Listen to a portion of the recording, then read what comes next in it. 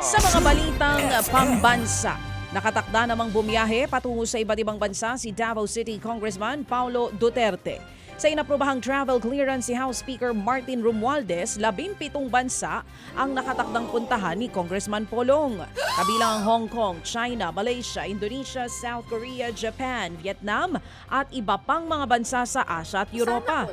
Mas marami raw ang itinerary ng kongresista kumpara sa initial clearance na hiningi niya papuntang Japan at sa Netherlands. Una niyang pinarebisa ang itinerary sa clearance niya noong March 11 sa mismong araw kung kailan inaresto ang kanyang ama na si dating Pangulong Duterte.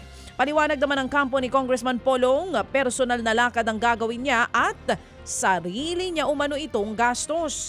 Tatagal ang biyahe mula March 20 hanggang Mayo 10. Samantala, balik bansa naman po ang 30 sa mga Pilipinong na-rescue matapos pong magtrabaho sa mga scam hub sa bansang Myanmar. Kabilang po sa dandang Pinoy na pinangakuan ng magandang trabaho sa abroad. Pero dinala sa Myanmar para nga magtrabaho bilang mga online scammer. Ang kwento ng mga biktima, kinukuryente at sinasaktan sila doon kapag hindi sila nakakakota. Kagabi, tumungo na po sa Bangkok, Thailand ang ibang kawani ng gobyerno para sa gagawing mass repatriation ng 176 na mga Pinoy na scam farm workers na mula po sa Myanmar. Ginagawa na rin ang paraan ng DFA para ma-rescue ang iba pang naiwang Pilipino sa mga scam farm. Humingi naman ng tulong ang NBI sa Interpol para habulin ang mga nagkakalat ng fake news sa Pilipinas na may nakabimbing kaso pero nagtatago sa ibang bansa.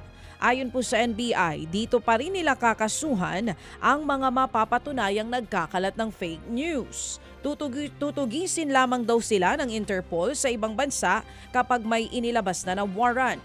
Sa ngayon mga kapatid, hindi raw bababa sa 20 content creators ang minamanmanan ng NBI dahil nga sa pagkakalat ng maling impormasyon. Patuloy raw ang kanilang case build-up laban sa mga ito. Batid naman daw ng NBI na mahirap tugisin sa abroad ang mga fake news peddlers.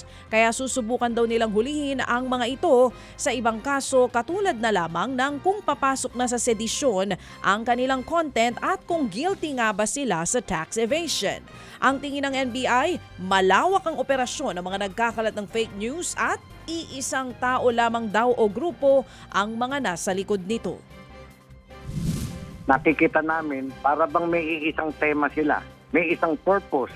Therefore, meron nagkukonduct, may conductor, may director sila. Ganun po ang tinitignan namin na anggulo. Sana po ma-determine namin ng judiciously kung sinong man tong mga tao na ito na mapanagot po natin. Yan nga po ang tinig ni NBI Director Jaime Santiago.